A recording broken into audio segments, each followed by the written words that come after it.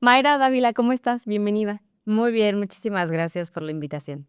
Oye, bueno, pues me gustaría aprovechar este espacio en el que te podemos recibir. Tenemos la oportunidad de platicar un poquito sobre la asociación que tienen, que es ADAX Digitales. Así es, ADAX Digitales. Pues me gustaría conocer la historia. ¿Qué hay detrás de ADAX? Bueno, ADAX ahora es una asociación civil, pero iniciamos en este camino del movimiento feminista desde hace mucho tiempo. Yo soy sobreviviente de violencia digital y mediática y empecé dándole visibilidad a esta violencia aquí en Querétaro por ahí del 2014. Específicamente, en el camino me encontré muchas compañeras que estaban viviendo lo mismo. Logramos la reforma para sancionar la violencia sexual digital aquí en el estado en 2019 y después acompañamos a Olimpia en el proceso en 2021 para esta aprobación federal. Y ahí ya con otras compañeras que también estaban sumadas en el mismo camino, pues es que decidimos organizarnos y hacer esta asociación civil, que bueno, ahora empezó, siempre les digo, conmigo y mi alma, y después ahora somos muchísimas más las que estamos, al grado de que ya tenemos una delegada por cada municipio y cada delegada tiene su propio comité que le apoya en las actividades que hacemos todo el año. ¿Fue difícil el proceso de la creación de la asociación o cómo es que se lleva a cabo? No, la verdad es que no, tenemos un gran notario que nos ayudó ahí a poder constituir la asociación como tal.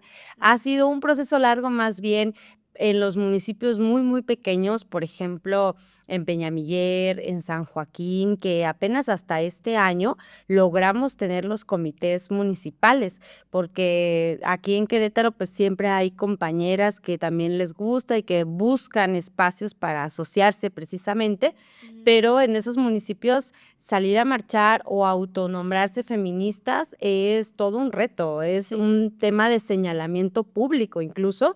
Entonces es muy valiente lo que ellas hacen de salir y pues justamente estar en las actividades de la asociación como tal. Sí, y más también porque hay municipios que usualmente suelen ser más chiquitos, donde el machismo todavía está muy arraigado, ¿no? Claro, exactamente, es que te digo, si sales a pedir justicia, a exponer a los agresores, la violencia en lugar de ser para ellos, es para nosotras, y te lo digo por experiencia personal. Yo soy originaria de Jalpan Okey. y, allá la primera movilización que hicimos y que expusimos a nuestros agresores digitales en aquel entonces, fue el tema del año en el municipio, y el tema era que cómo nos atrevíamos a hacer eso, a exponerlos. Claro. Y, pues, en muchas ocasiones no creían que fueran agresores y demás, no le creían a las víctimas, y nosotras decidimos hacerlo valientemente y replicar las veces que ha sido necesario replicar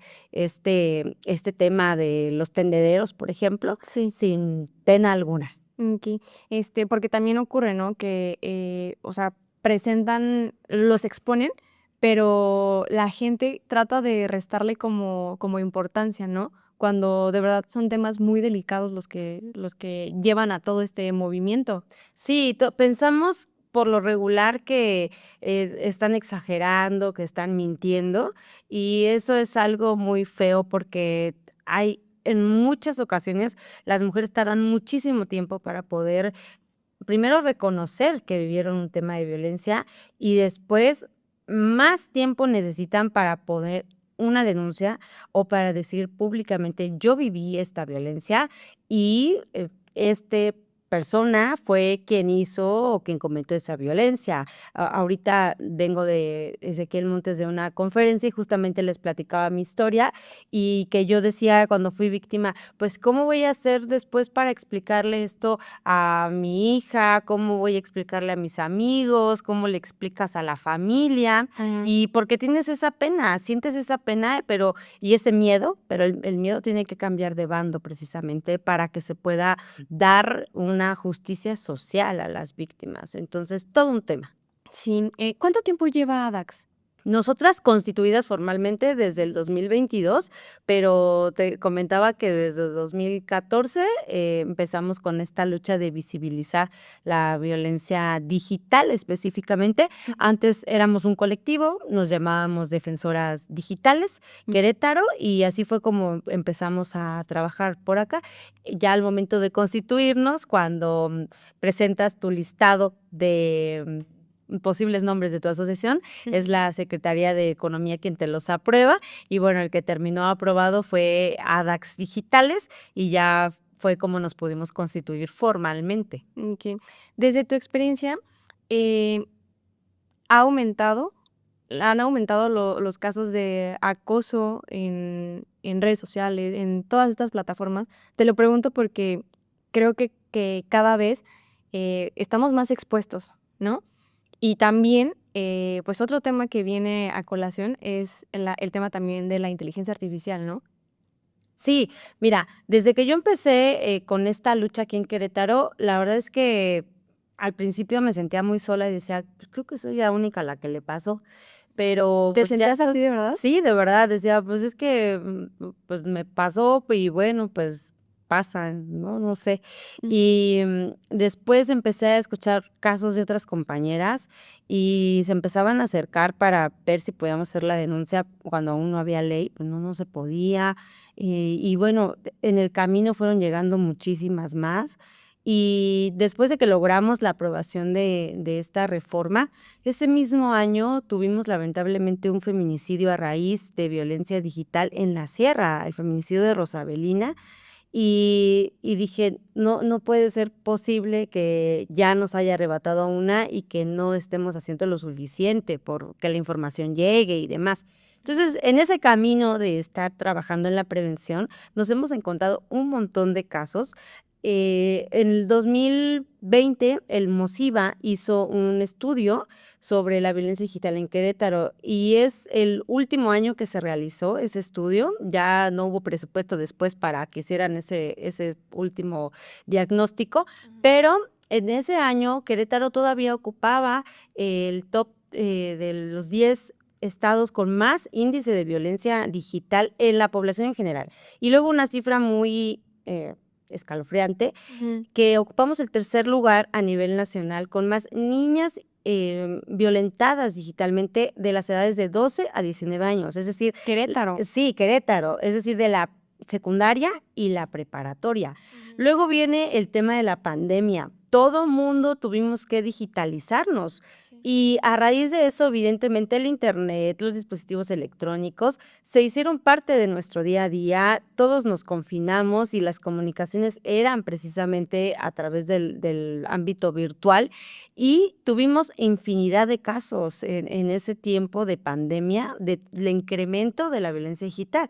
Ahora, con el tema de la inteligencia artificial, pues hemos tenido casos donde se simulan imágenes de contenido sexual íntimo y son falsos y circulan en diferentes plataformas digitales. Eso evidentemente es un gran riesgo para las mujeres y también considero que es un punto, un área de oportunidad para entrarle a la regulación. Tenemos que hablar de eso porque siempre les decía yo, a veces pensamos que el ámbito virtual es como algo allá muy aparte, ¿no? Mm, Pero está ahí y y es enorme. exacto, y este machismo, esta misoginia, este sistema patriarcal en el que vivimos fuera del espacio online, evidentemente se traduce al espacio virtual, porque ahí interactúan internautas físicos. Sí. Por lo tanto, es un tema en el que tenemos que estar, sin despegar el ojo y poniendo ahí el dedo en el renglón constantemente para poder regularizar todo ese tema, porque hemos tenido también nosotras casos de intentos de suicidio de niñas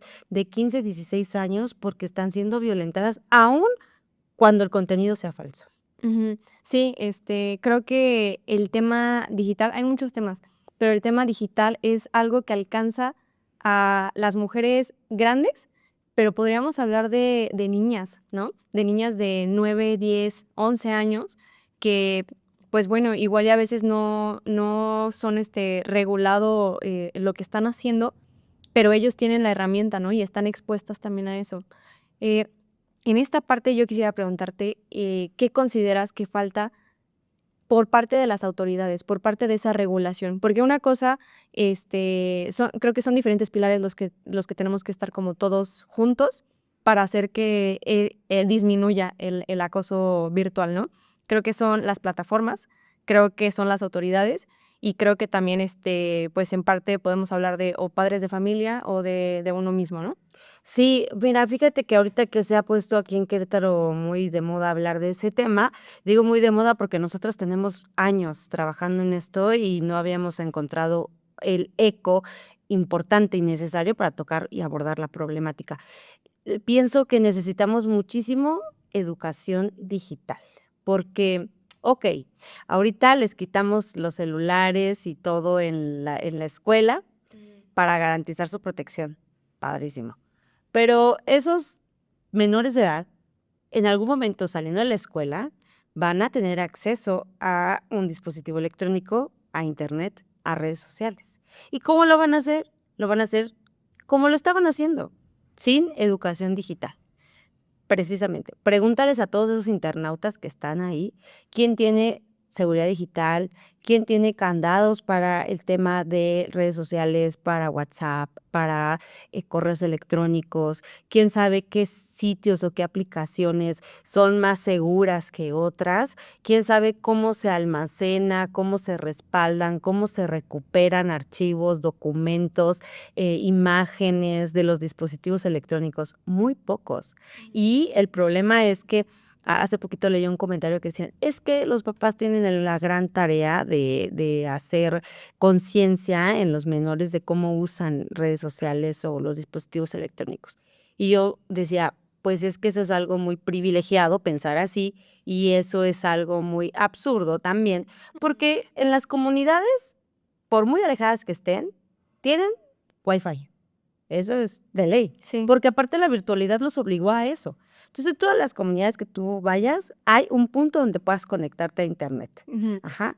Pero las personas de esa periferia no tienen educación digital. A veces los niños saben más que los adultos de temas de usar los aparatos electrónicos, o de las redes sociales. Entonces, ¿quién educa a quién?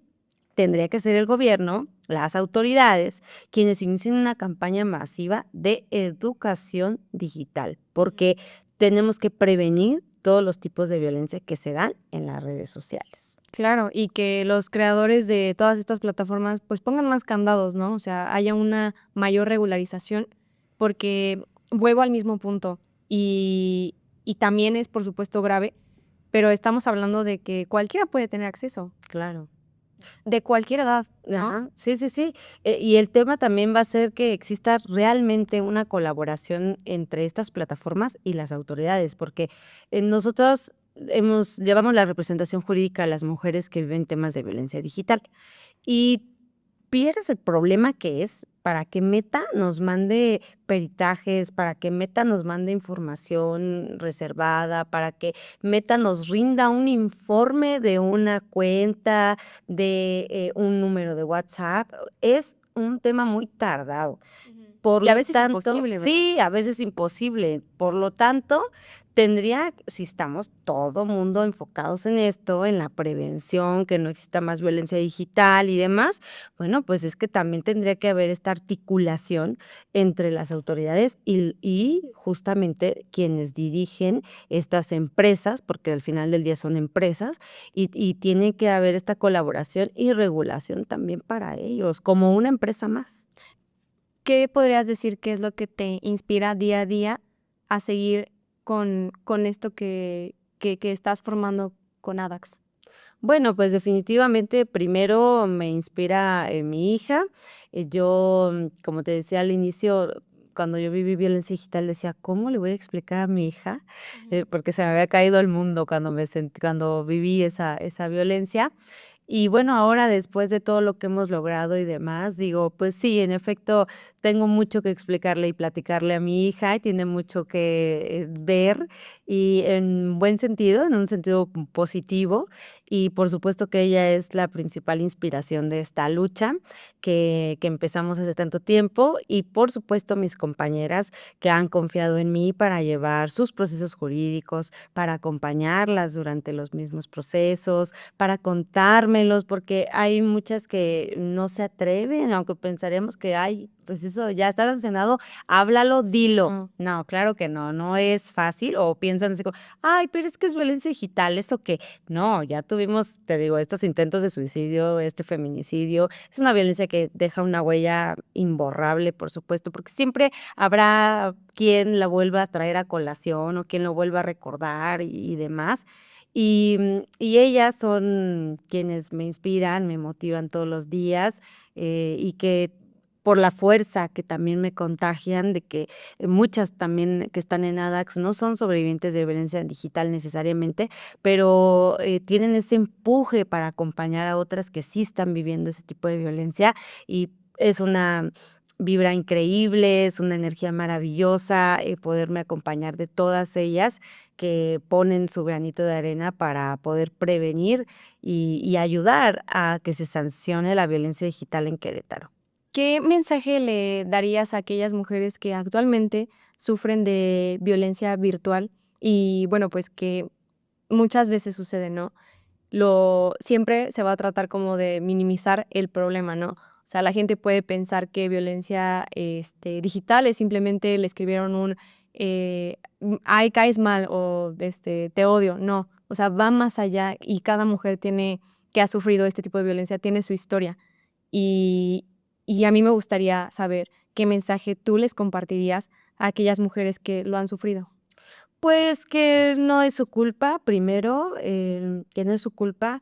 Este tipo de actitudes son reprobables, por supuesto, y nosotras lo único que hicimos en algún momento fue confiar en alguien más, o lo único que hicimos fue gozar de un derecho humano que está establecido precisamente como este apartado de derechos de cuarta generación, que es el poder acceder a las tecnologías de la información y al Internet. Y primero, eso, no es su culpa. Segundo, no están solas, no son las únicas que han vivido ese tipo de violencia y hemos resurgido de las cenizas y hemos agarrado más fuerza después de estos procesos tan feos que hemos vivido, porque se nos ha quitado el miedo, porque sabemos que hay toda una red que nos puede ayudar para poder enfrentar este tipo de violencias y las invito a que denuncien, por supuesto, a sus agresores, porque, ellos son los que deberían tener miedo y culpa y pena, porque Claro. ellos son los delincuentes, porque ese tipo de violencia es un delito. Entonces, ellos son los que deberían esconderse, ellos son los que deberían cerrar sus redes sociales, salirse del Internet, no nosotras. Okey. Bueno, pues, te agradezco mucho que hayas compartido esta información tan valiosa y, pues, nos vemos pronto. Muchísimas gracias a ti.